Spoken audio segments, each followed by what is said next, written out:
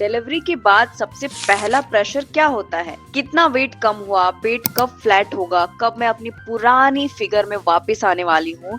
But what if I tell you 90% Indian moms weight loss के चक्कर में अपनी रिकवरी खराब कर देती हैं। जब मेरा फर्स्ट बेबी डिलीवर हुआ तो मेरा भी कुछ ऐसा ही सीन था। मेरा वेट इतना ज्यादा बढ़ गया था कि मुझे लगता था कि ये कब कम होगा। मैं तो कभी ऐसी नहीं थी। मैं तो पहले बहुत स्लिम ट्रिम रहती थी, एनर्जी बहुत हाई रहती थी, लेकिन अब ये कैसा ट्रांसफॉर्मेशन हो गया है, ये सोच के मैं बहुत परेशान रहती थी। और जो मैंने गलती करी और काफी सारी न्यू मॉम्स करती हैं जिनको नहीं पता है वो चीजें, तो आज मैं आपको बताने वाली हूँ डिलीवरी के बाद 4 ऐसी की जाने वाली गलती जो हर नई मॉम जरूर करती है।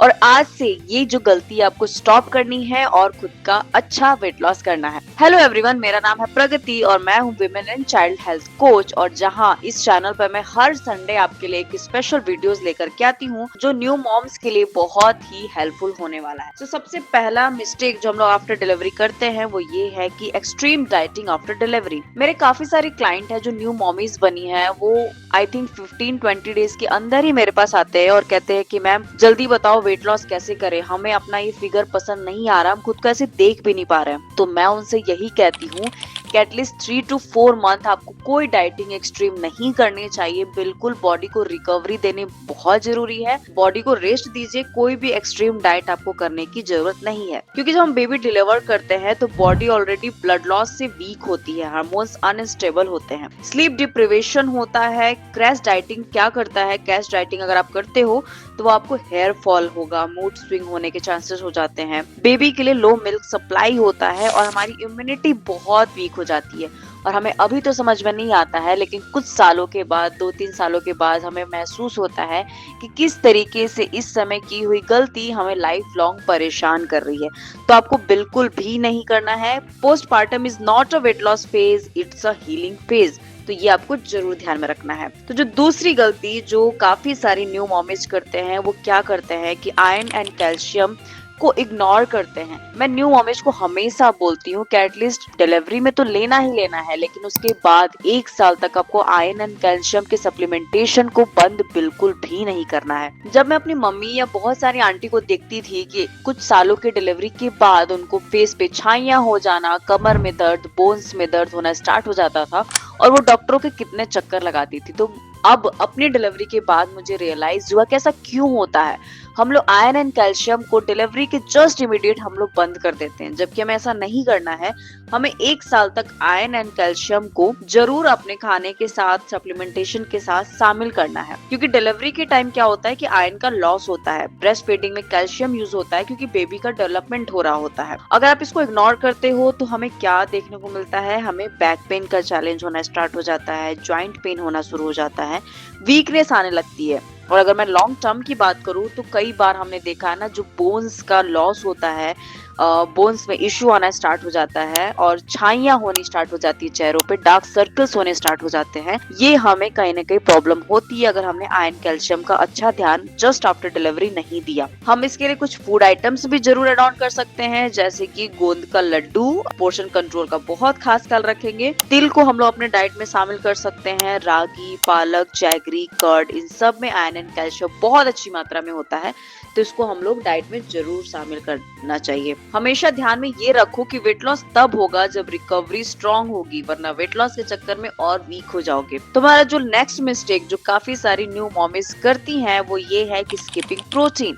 प्रोटीन का वो खास ख्याल नहीं रखती है। हमारा प्रोटीन क्या करता है? प्रोटीन मसल रिपेयर करता है, प्रोटीन फैट लॉस सपोर्ट करता है, प्रोटीन स्टेबल हार्मोन्स करता है। और जो इंडियन मॉम्स होती है ना, वो क्या करते हैं? ओनली रोटी, सब्जी, प्लेन दाल, इसके ऊपर रिलाई करना स्टार्ट कर देते हैं डिलीवरी के बाद। क्या होता है? प्रोटीन बहुत ही लो इंटेक हो जाता है और जिसकी वजह से जो रिकवरी है वो बहुत स्लो हो जाती है। कई बार काफी सारे जो मसल्स है वो बिल्ड ही नहीं होते, कमजोर के कमजोर रह जाते हैं। तो हमें उसका खामियाजा जिंदगी में भुगतना पड़ता है। हम देखते हैं ना, काफी सारी मॉम्स कुछ सालों की डिलीवरी के बाद बहुत सारे हेल्थ इश्यूज, बालों का झड़ना, मसल्स में पेन रह जाना, बैक पेन होना, ये सारी चीजें हमें देखने को मिलती है। वो इसीलिए क्योंकि प्रोटीन का इंटेक बहुत कम हो जाता है। तो आप लोग क्या कर सकते हो? अपने डाइट में मूंग दाल चिला, पनीर, कर्ड, स्प्राउट, बेसन, इसको शामिल जरूर करना चाहिए।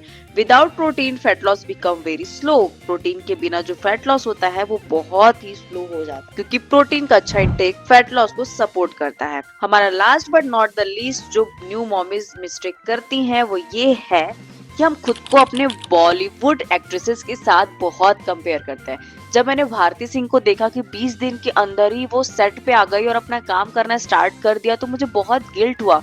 मुझे ऐसा लगा यार हमारे अंदर कोई कमी है क्या कि हम इतने दिन के लिए रेस्ट की जरूरत हमें पड़ती है, हम जल्दी से रिकवर नहीं हो पाते हैं। ये जो गिल्ट है ना वो हमें बहुत परेशान करता है। लेकिन हमें ये समझने की जरूरत है कि जो सेलिब्रिटीज होती है ना, जैसे करीना कपूर, आलिया भट्ट, भारती सिंह, इनके साथ बहुत सारे high quality trainer, dieticians, full time help, उनका स्लीप क्वालिटी अच्छा होता है, उनका एनवायरमेंट रिकवरी के लिए बहुत अच्छा होता है, हर तरीके से उनको सपोर्ट मिलता है, उनका डाइट भी बहुत हाई क्वालिटी होता है। लेकिन अगर हम ऐसा नहीं कर पाते हैं तो हमें खुद को उनके साथ कंपेयर नहीं करना चाहिए और हमें अपनी जर्नी का रिस्पेक्ट करना चाहिए। सबकी बॉडी टाइप और रिसोर्सेज डिफरेंट होते हैं, तो हमें कभी भी कंपेयर करके खुद को गिल्ट फील नहीं कराना चाहिए। Your body created life, it deserve patience not punishment, ये हमेशा ध्यान में रखिए। तो चलिए, अगर हम इन मिस्टेक्स को नहीं करते हैं तो इसके लिए हमें क्या है जो हम लोग प्रैक्टिस कर सकते हैं। तो सबसे पहले कि 3 to 4 मंथ्स के लिए कोई डाइट मत करो। नॉर्मल घर का बैलेंस मील जिसके अंदर प्रोटीन, आयरन, कैल्शियम बहुत अच्छी मात्रा में हो, उसको अपनी डाइट में शामिल करो। That's it। इसके अलावा कोई भी एक्सट्रीम डाइटिंग नहीं करनी है। इसके अलावा एक और चीज है कि आपको ओवर ईट नहीं करना है। लाइक हम बहुत ज्यादा फैट ऐड ऑन कर लेते हैं, घी खाने लग जाते हैं, मीठा खाने लग जाते हैं, वो हमने नहीं करना है। प्लेट को बैलेंस करना है। इसके अलावा कोशिश करना है कि 20 मिनट का वॉक हर रोज जरूर होना चाहिए। अगर आप न्यू मॉमीज हो तो 20 मिनट का वॉक जरूर करना चाहिए। इसके अलावा पानी, मतलब प्रॉपर हाइड्रेशन इतना इंपॉर्टेंट है, तो इसके लिए आपको पानी अच्छी मात्रा में पीना बहुत जरूरी है। और न्यू मॉमीज के लिए मैं यही कहना चाहती हूँ कि वेट लॉस नेचुरली स्टार्ट होता है जब बॉडी सेफ फील करती है, जब बॉडी रिकवर रहती है, तो खुद ही वो वेट लॉस करना, फैट लॉस करना स्टार्ट कर देती है। तो दोस्तों ये था मेरा आज का वीडियो। और अगर आप अपने लिए सेफ पोस्टपार्टम प्लान डिजाइन करना चाहते हो specially for Indian women, Indian moms, तो कमेंट करो हील। मैं जरूर आप लोगों की मदद करने वाली हूँ और मैं पर्सनली गाइड करती हूँ मॉम्स को स्टेप बाय स्टेप, ताकि वो अपने वेट लॉस जर्नी में सेफ तरीके से पहुंच सके और अपनी जर्नी को एंजॉय भी करे। और मुझे कमेंट में जल्दी से बताइए how many months postpartum are you. So I think आपको ये वीडियो पसंद आई होगी और आपके काम की होगी। इसको जरूर ज्यादा से ज्यादा न्यू मॉमीज के साथ शेयर करिए, क्योंकि जो चीज हमें अपने टाइम पे पता नहीं थी वो आज की न्यू मॉमीज को जरूर पता होना चाहिए, या जो माँ बनने वाली है उनको भी जरूर पता होना चाहिए, ताकि कोई भी हेल्थ का लॉस उनको आफ्टर डिलीवरी नहीं देखना पड़े। तो दोस्तों ये था मेरा आज का वीडियो। आई होप आपको वीडियो पसंद आई होगी। मैं मिलती हूँ आप लोगों से नेक्स्ट वीडियो में। तब तक के लिए खुश रहिए, हंसते रहिए, हेल्दी रहिए। नमस्ते।